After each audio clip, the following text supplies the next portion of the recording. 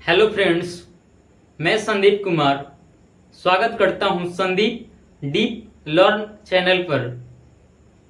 तो जैसा कि आप सभी को पता है कि हम लोग लर्निंग बैच का जो चौथा टॉपिक भाग था, भाग को सीख रहे थे और हमने कल भाग क्या होते हैं और भाग के जो चारों प्रकार होते हैं, जिनमें से दोनों प्रकार को हम लोग बिल्कुल आसानी से समझ लिए थे, जिनमें से पहला था साधारण भाग और दूसरा था भिन्न का भाग। इसको कैसे बनाते थे, इसको हम लोग कल के वीडियो में आसानी से जान लिए हैं।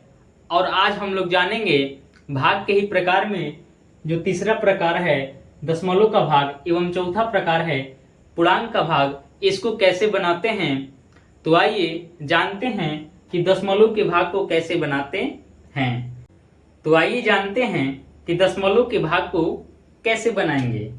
जैसा कि मान लीजिए कि हमारे पास दिया है 96 और इसमें हमें 5 का भाग करना है। तो भाग करेंगे तो सबसे पहले क्या करेंगे, हम लोग एक को करके भाग करते हैं। तो सबसे पहले हम 9 में 5 का भाग करेंगे। तो 5 एकम 5 और 5 दूनी 10, अधिक हो जाएगा तो 1 मिनट में ले जाएंगे। तो कितना होगा हमारा 5। अब जब 9 में से हम लोग 5 को घटाएंगे तो कितना बचेगा, यहाँ पर 4। अब क्या करेंगे, ऊपर जो 6 बचा था इसको हम लोग यहाँ पर उतार देंगे। ठीक है। अब 46, अब 5 की पहाड़ी में देखेंगे कि 46 कितने मिनट में आता है। तो 46 तो 5 की पहाड़ी में नहीं आता है, लेकिन 45 आता है। कितने मिनट में आता है, 9 मिनट में। कितना होता है 45। तो जब 6 में से हम 5 को घटाएंगे तो कितना होगा 1, और यहां हमारा कट जाएगा। अब हम लोग क्या करेंगे, बेसिकली हम लोग पढ़ रहे हैं दशमलव का भाग। तो दशमलव का भाग किसे बोलते हैं, तो सबसे पहले उसे जान लेते हैं। तो जब हम किसी संख्या में किसी संख्या से भाग करते हैं तो भाग करने के बाद कुछ शेषफल बच जाता है। तो उस शेषफल को पूर्ण रूप से विभाजित करने के लिए हम लोग क्या करते हैं, दशमलव का प्रयोग करते हैं। तो उससे ही हम लोग बोलते हैं दशमलव का भाग। तो यहाँ पर हमारा शेषफल 1 बच गया है। तो अब हम इसको पूर्ण रूप से विभाजित करने के लिए क्या करेंगे, दशमलव का प्रयोग करेंगे। तो जब हम यहाँ पर दशमलव का प्रयोग करेंगे तो हम यहाँ पर क्या करेंगे, एक 0 बैठाएंगे। अब हम क्या करेंगे, 5 की पहाड़ी में देखेंगे 10 कितने मिनट में आता है। तो 5 एकम 5 और 5 दूनी 10, यानी कि 2 मिनट में हमारा 10। ये पूर्ण रूप से विभाजित हो जाएगा और इसे ही हम लोग कहेंगे दशमलव का भाग। और ऐसे ही दशमलव के भाग को हम लोग बनाते हैं। अब आइए एक और भाग को हम लोग बनाते हैं और समझते हैं दशमलव पर के भाग को। जैसा यदि आपसे कहा जाए कि आप ये कुछ संख्याएं दी गई हैं और इसमें 7 का भाग कीजिए, 7 का भाग कीजिए। तो क्या करेंगे, एक को करके हम लोग भाग करेंगे। तो सबसे पहले 8 को हम लोग भाग करते हैं। तो 7, 1 मिनट में 7 एकम 7 हो जाएगा और 2 मिनट में 7 दूनी 14, लेकिन यहाँ पर कितना है 8 है। तो एक ही मिनट में हम लोग ले जाएंगे। तो कितना हो जाएगा 7। और जब 8 में से 7 को घटाएंगे तो कितना प्राप्त होगा 1। और ऊपर से हम क्या करेंगे, 5 को हम लोग उतारेंगे।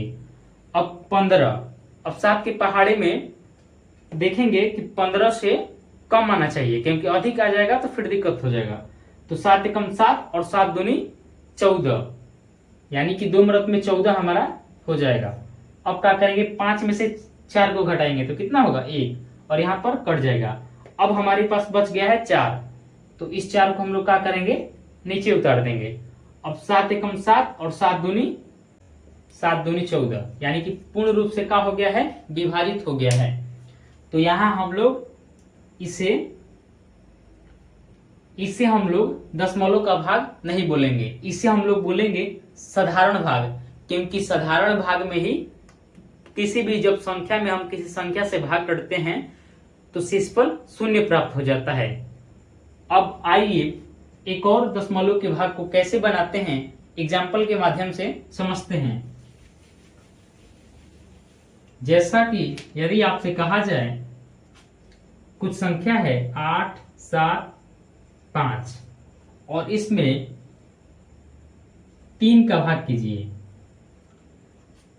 तो क्या करेंगे, एक को करके भाग करेंगे। सबसे पहले 8 में हम लोग 3 का भाग करेंगे, तो 3 एकम 3, 3 दूनी 6 और 3 का 9, लेकिन यहाँ पर कितना है 8 है, तो 2 मिनट में हम सबसे पहले ले जाएंगे, तो कितना होगा 6। जब 8 में से 6 को घटाएंगे तो कितना बचेगा 2, और ऊपर से उतारेंगे हम लोग 7। अब 3 के पहाड़े में 27 कितने मिनट में आता है, तो 9 मिनट में आता है। कितने मिनट में आता है 9 मिनट में, तो हम लोग यहाँ पर 9 लिखेंगे और 27 ये क्या हो जाएगा पूरी तरह से कट जाएगा। अब हमारे पास बच गया है 5, तो उस 5 को हम लोग यहाँ पर उतारेंगे। अब देखेंगे, अब 3 को भाग करेंगे 5 में, तो 3 एकम 3, 3 दूनी 6 अधिक हो जाएगा, यानी कि 1 मिनट में जाएगा। कितना होगा 3। अब 5 में से जब 3 को घटाएंगे तो कितना होगा 2। अब हम लोग क्या करेंगे यहाँ पर, अब 2 और 3 तो बड़ा है, अब 2 नहीं जाएगा, यानी कि जब हम 3 का भाग अब 2 में करेंगे तो अब नहीं जाएगा, तो अब क्या करेंगे दशमलव का प्रयोग करेंगे। तो दशमलव का प्रयोग करेंगे तो हमारा यहाँ हो जाएगा कितना 0। अब 3 के पहाड़े को हम लोग पढ़ेंगे और देखेंगे 20 से कम संख्या कितने मिनट में आती है, तो 6 मिनट में, यानी कि 3 छक 18। और अगर हम 7 से करेंगे तो 3 7 क्या हो जाएगा 21 हो जाएगा। हालांकि यहाँ पर कितना है 20 है, तो हम क्या करेंगे 6 से ले जाएंगे, 6 से ले जाएंगे तो कितना हो जाएगा, हम इसको यहाँ पर लिख देते हैं, कितना बचा था 20, और जब 6 मिनट में ले जाएंगे तो कितना होगा 18, तो हम लोग यहाँ 18 लिख देंगे। अब 10 में से हम लोग 8 को घटाएंगे, हालांकि ये 0 है और इससे हासिल लेगा तो कितना हो जाएगा 10, और 10 में से जब 8 को हम लोग घटाएंगे तो कितना होगा 2, और यहाँ कुछ भी नहीं बचेगा क्योंकि ये एक हासिल अपना इस संख्या को दे चुका था। अब हमारे पास 20 बच गया है, तो फिर क्या करेंगे एक 0 बैठाएंगे और 3 के पहाड़े को हम लोग पढ़ेंगे, और 20 से कम आना चाहिए, तो 3 के पहाड़े को फिर पढ़ेंगे तो वही होगा 3 छक 18। यदि 7 से करेंगे तो अधिक हो जाएगा, लेकिन यहाँ पर 20 है तो 6 मिनट में जाएगा, यानी कि 3 छक 18। तो यहाँ पर भी वैसे ही होगा कि 2 एक हासिल अपना इसको देगा, तो कितना हो जाएगा 10, और 10 में से जब 8 को हम लोग घटाएंगे तो कितना होगा 2, और ये हासिल 1 दे चुका था तो 1 होगा, और 1 में से 1 घटाएंगे तो कितना होगा कुछ भी नहीं होगा। तो यही आएगा हमारा, यानी कि 291.66, और ऐसे ही ये चलता जाएगा। तो दशमलव के भाग को ऐसे ही हम लोग बनाते हैं। अब आइए हम लोग जानते हैं पूर्णांक के भाग को कैसे बनाते हैं। आइए अब जानते हैं पूर्णांक के भाग को कैसे बनाते हैं। जैसे यदि हमारे पास दिया हो पहला क्वेश्चन, यदि हमारे पास दिया हो 2 पूर्णांक 4/5 और इसको भाग करना है 3 पूर्णांक 6/5 में, तो इसको हम लोग कैसे बनाएंगे, आइए इसको हम लोग बनाते हैं।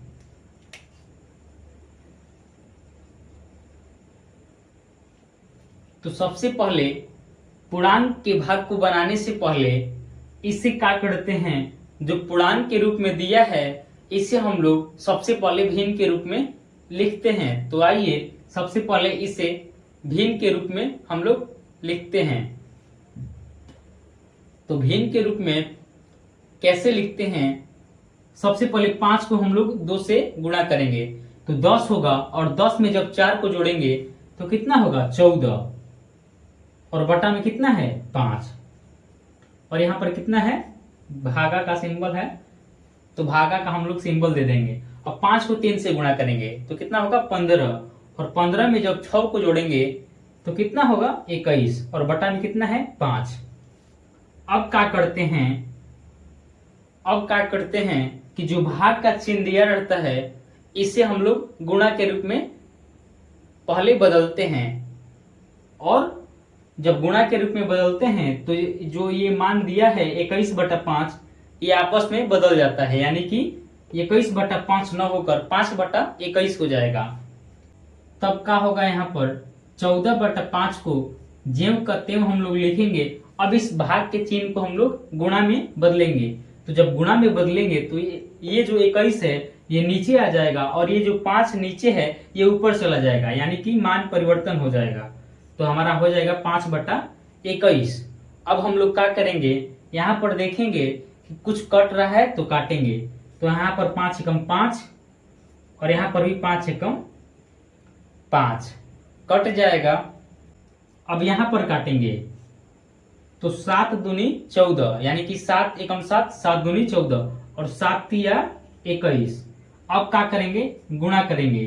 तो 2 को जब हम लोग 1 से गुणा करेंगे तो कितना होगा 2, और बटा में 1 को जब 3 से गुणा करेंगे तो कितना होगा 3, और यही हमारा राइट आंसर हो जाएगा।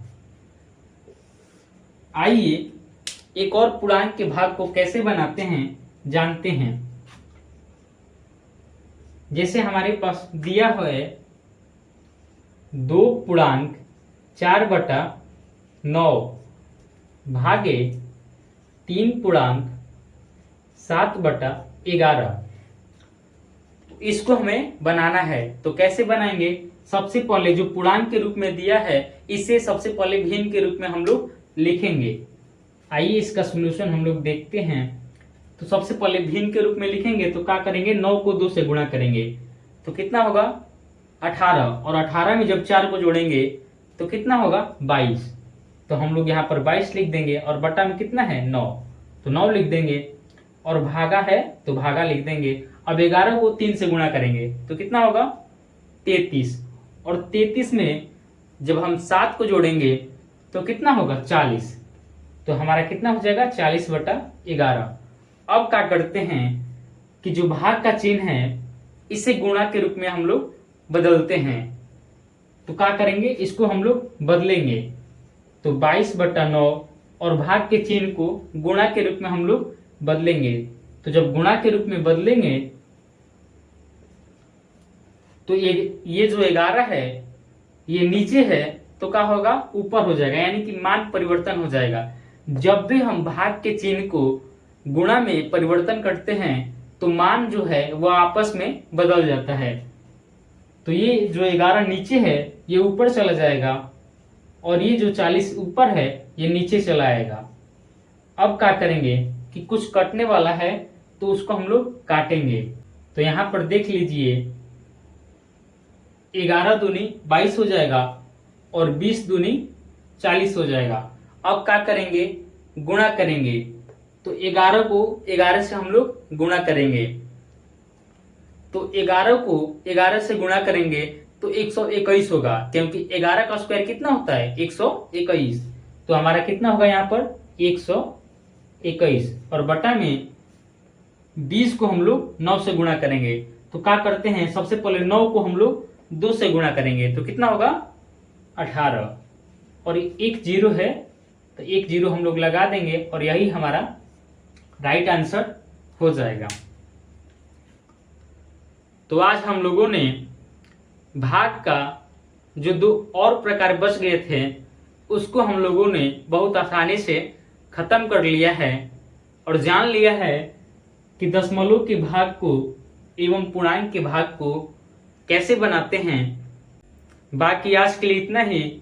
कल हम लोग पढ़ेंगे लर्निंग बैच का जो 5वां टॉपिक है जिसका नाम एलसीएम है। कल हम लोग एलसीएम को बहुत आसानी से जानेंगे। बाकी आज के लिए इतना ही। तब तक के लिए आप सभी को धन्यवाद।